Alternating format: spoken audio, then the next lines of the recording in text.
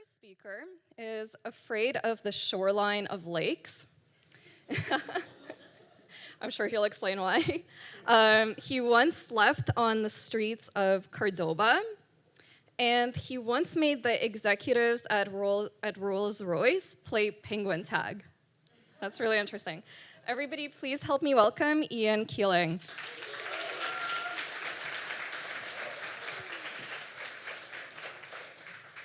I am not used to holding two things at once, so this could get really interesting in a hurry.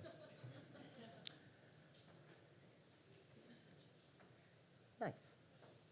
Pretend you didn't see that.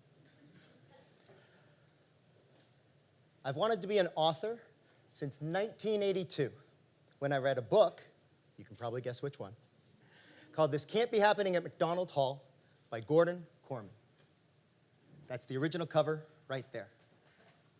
I was 11 years old when I read that book. Gordon Corman was 12 when he wrote it.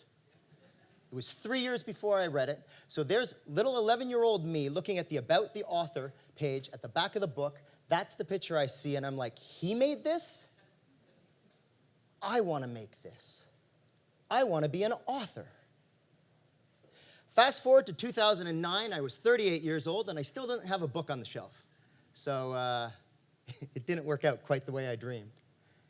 Now, there's a lot of reasons why that's true. One of the big reasons is I didn't work hard enough when I was younger. Here's the truth. Gordon, in addition to undoubtedly being much more talented than I am, he also got a little bit lucky.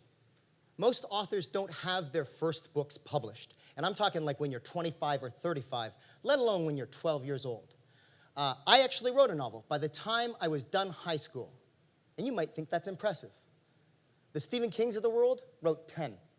We never read most of them, but that's the level of work that you have to do if you want to pursue your life's dream. And I just didn't do it. And I didn't do it for decades. And it probably wasn't until I was about 35, somewhere in there, when I had a bit of an epiphany. It's a little bit ridiculous. I was literally, I have a vivid memory of being up late one night, staring at the stars. I had a tiger with me. I forgot that I put a blank slide between each one of these. And I said to myself, if you're going to do this, then let's do it. And so I started doing the work that I needed to do. I started reaching out to the writing community. I started getting the resources that I needed. And so by the time I was 38 years old, I didn't have a book on the shelf. But what I had done is I'd finally written a book that I was proud of. It was called Make Believe. It was all about imaginary friends. It was a little like a Lord of the Rings for kids.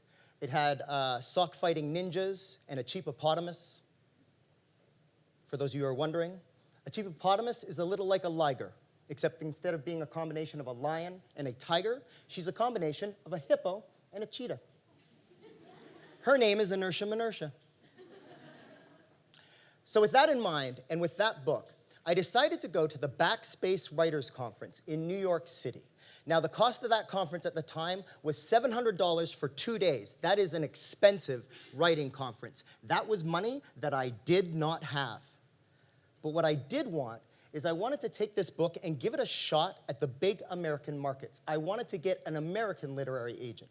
Not because I'm not proud of being Canadian, but in addition to there being more money down there, there's also a lot of opportunities that we don't realize. If you can get in with one of the big American publishers, you might actually get the house to put advertising or publicity behind your book, which is true of 3% of the authors that get published. 97% of the authors that get published have to do their own publicity. Not only that, but if you can get an American literary agent, there's more opportunities to sell the movie rights, more opportunities to sell the TV rights, maybe break into foreign sales, and even little things that we might not think of. Like if you can get in with a bigger American publisher and they get excited about your book, you might not just end up in an ordinary bookstore. You could end up on like one of those shelves at Walmart, or you could end up in one of those. Airport bookstores. We don't really think about it, but these places are reserved for the J.K. Rowlings and the George R. Martins of the world. Now, of course, At that point, that's the level of author that you're going to be competing with. But my philosophy was go big or go home. So I go to the convention that I can't really afford, and on the second day, I end up sitting around a table with 14 other terrified writers and a group of literary agents. Now, the idea at this table is that we're going to read the first 2 pages of our manuscripts, and then the agents are going to give us feedback, what they're looking for, what the market might be looking for, or even just how we can improve the beginning of our book, period. Now, ideally, if one of them likes what they hear, well, then maybe if they're interested in representing us, they might ask for us to send them more pages, or heaven forbid, the full manuscript. So, of the 14 people who read before me, yes, I get to go last.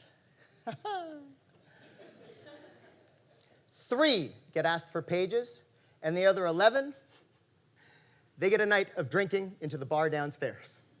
And I'm not exaggerating, there was like 9 people like that. They were all wearing hats. It was really weird. So I start to read. I get 2 sentences into my book, my heart is pounding, and then one of the agents, literally one of the toughest women I've ever seen in my life, she is like the archetype of like that tough New York acquisitions editor. She barks a laugh so loud that the room, which includes other tables like ours, goes silent. And into that silence, this huge, tough woman says, "What the hell is a cheapopotamus?" So I tell her what I told you. She laughs one more time, looks me in the eye, and says, "Send me the full." And immediately, the woman right beside her says, "Yeah, me too," and my life changes. Because 24 hours later, Miriam, the second woman who spoke, asks to represent me. And 4 months later, I'm in a room with Random House Publishing, and we're talking about airport bookstores. Go big or go home. 2 weeks after that meeting, they went home. And now it's 2018, and that book, Make Believe, is still not on the shelves. And Miriam, as of not too long ago, no longer represents me. I will be grateful to her for the rest of my life. We took the shot. It was time to move on. So was it worth it?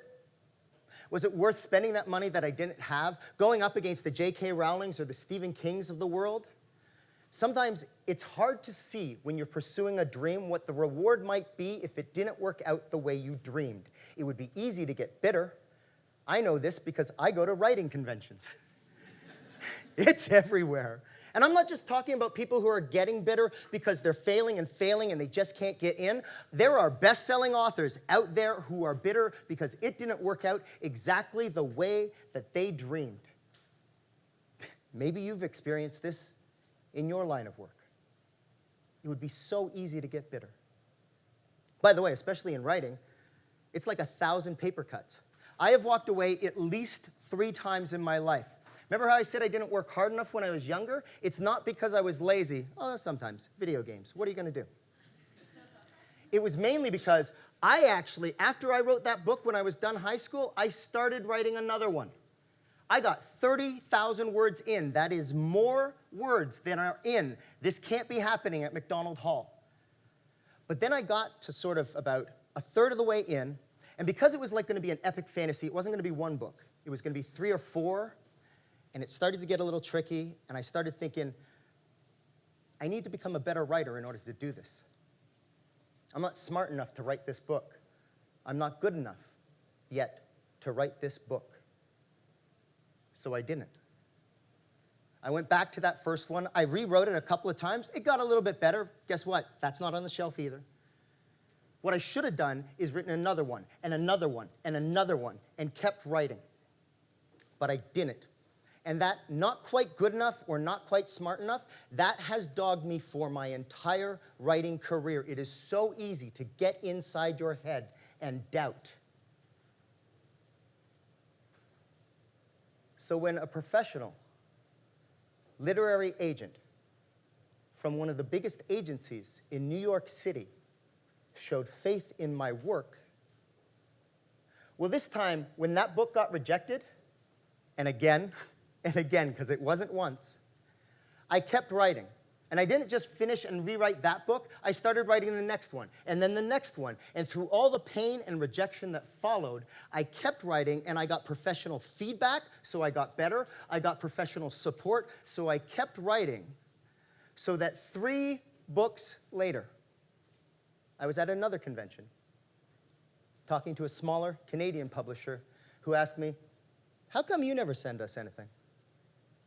And in the fall of 2016, they published what will forever be known as,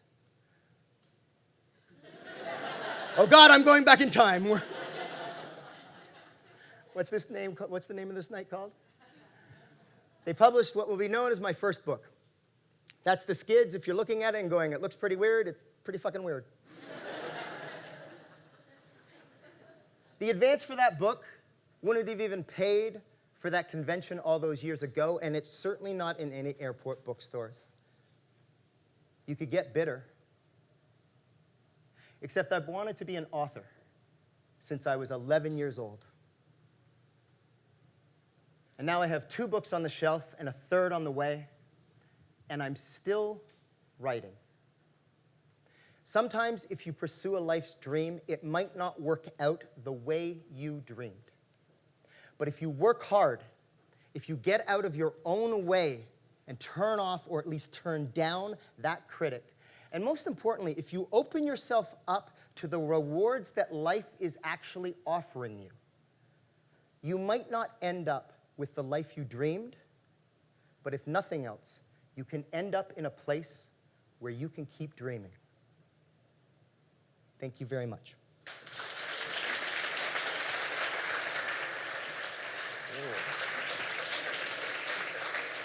Ian, thank you so much for sharing that incredible story. I know myself personally, and like a lot of you guys in the room, there's a lot of young professionals here, and I think Ian's story just shows the importance of having patience. You know, like you want things to happen. I'm so old. No, that's not. That's not what I mean. No, but really, like, we want things to happen overnight, you know, like it's like it happens across any industry, not just writing. Like maybe you're building your startup, maybe you want your dream job and, you know, you're applying and it's not happening. His story just shows the importance of persevering and like continuing to work on it and knowing when to pivot. So thank you for sharing those amazing lessons. And now we're gonna open it up to you guys to dig deeper into his story and ask some really great questions. Who wants to kick it off?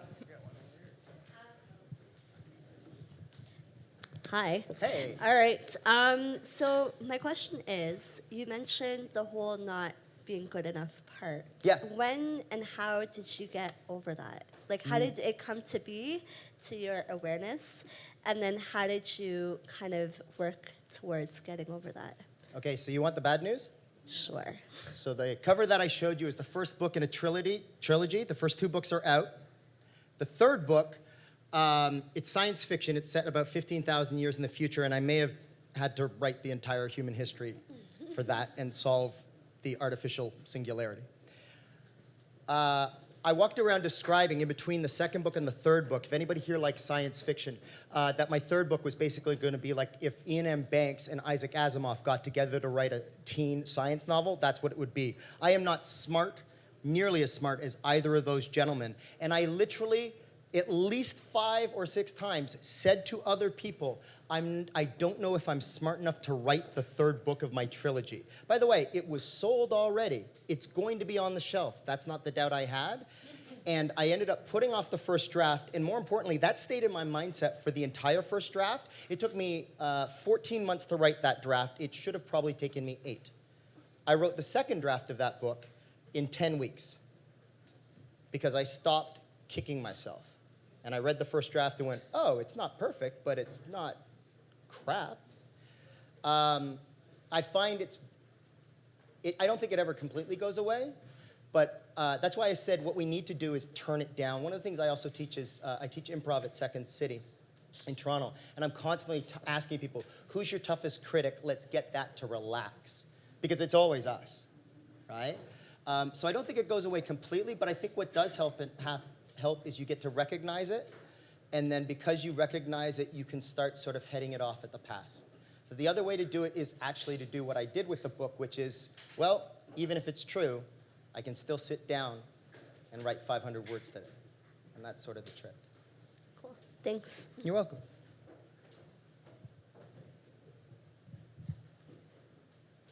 More questions? Bueller? So I'll just stand up. Hey, hey. So you mentioned, hi there, you mentioned you got a lot of feedback. You put yourself out there to get a lot of feedback Yeah.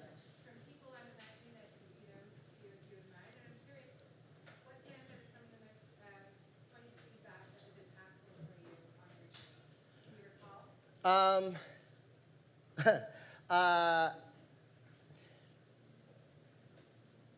Oddly enough, the reason why I will be grateful to Miriam for the rest of my life is something that both is tragic and yet will inspire me for the rest of my life. After that meeting where she asked to represent me, and actually both the women I mentioned asked to represent me within 24 hours, I ended up in Philadelphia with a very old friend losing my shit all night long trying to decide who. I ended up going with Miriam. So I end up going back to New York. I end up at a restaurant that, again, I could not afford, surrounded by successful people. And we have this dinner, and we're talking about like where we might go and what we might do. And it lasts for about 2 hours. And finally, after about 2 hours, and to this day, I am actually, I have friends who are angry that that book is not published. And I still, oddly, it's weird. I showed you the first book that got published. That will be known as my first book. I honestly think the other book might be better. I really liked that book. It had something. So after about 2 hours, I asked Miriam, do you think it has the shot? And she knew exactly what I was asking. And she put down her cutlery and she looked at me and she said, I'll tell you two things. One, I've had my heart broken before. And that turned out to a certain extent to be prophetic. But then she said, I don't sign too many people on 24 hours notice. And you were asking how sometimes you can get by doubt. Sometimes just having somebody who is in a position, I mean, I'm sure many people here are involved with mentors. And if you have somebody who's been there and been a success and who looks at you when you're not sure if you're doing the right thing and saying, no, I don't know how this will turn out for you. I'm not going to sugarcoat it. But whatever it is, you belong here. That's what keeps you in the game. So there's literally thousands of people I'm indebted to, but that's the moment that I will remember with her for the rest of my life. I have Anybody a else? question here. Yeah. What matters more to you? I'm gonna give you a few options. A. Is it video games? Because it's probably video games. It's going to be as fun as video games. A, the process of putting your imaginations and thoughts into words. And B, having your words known to as many people in the world as possible. And C, being signed and represented by a promising agent, have your books on a promising shelf. The third one helps you keep going. And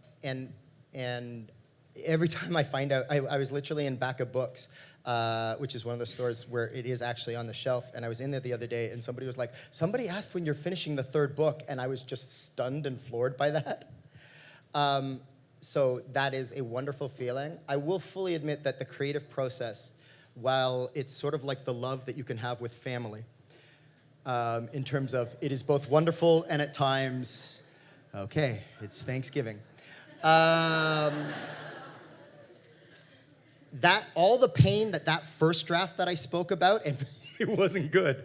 That first 2 weeks, when especially I love editing, and I think most writers actually get to the point where it's the editing that they love, because a first draft is going to suck. It should. It's part of the creative process of allowing it to do so. But then when you can start actually crafting it, when it is really going and you get it to the point where you're like, this, wait, that, and you start making connections, there is some kind of weird alchemy that happens there, and it's pretty ridiculously cool. Every once in a while, my fiance catches me when I'm writing, and I tend to be plugged in, and I'm incapable of being still. And she's like, what are you doing? Because I'll just be sitting there at a computer standing, because I have to work standing up, and I'll just be like, it's stupid. And that feeling's, it's pretty cool. So yeah. So 1. A, thank you. Yep. You talk about how you personally are your own biggest critic. Oh yeah. Do you find like balance between like not taking yourself too hard or taking it out of yourself too hard, but also like working hard and like striving to always improve? The critic matters because that part of our brain that's the critic, that's the part that allows us to fix our mistakes. It's also our moral center, so yay. But I think when it's the emotional thing, if you are beating yourself up and there's an emotional component, that's usually where we have to turn it off, because that's not reason, that's not going to help you get better. Sometimes it doesn't hurt to get angry at yourself. For all of the things that I just said about when I was younger, you know what? I also could have just sat down and written 500 words. And I might not have gotten there by the time I was, say, 25, but I probably would have gotten there by the time I was 35. So there is that too. The hard work thing, and I mean, I'm sure a lot of people know this. If you want the privilege, like a job of privilege, it's not hard work. It's whatever's next. And it's not don't miss your kids', soccer games or things like that. But writing might be the most popular hobby in the world. I'm pretty sure most people in this room do it in some way, shape, or form. So if I am going to have the privilege of being paid whatever it is for that, and to have people read it somewhere else, you got to earn it. And I didn't when I was younger. So yeah. But turning off the emotional component of that critic. Also, maybe answering sentences one sentence at a time instead of in paragraphs. I have never met a sentence I couldn't turn into a novel. All right, so I think that's the perfect Oh yeah, place no, to it really cap is. All right, I'm so very long-winded. thank you so much, Ian, for sharing your story. Let's give Ian another round of applause.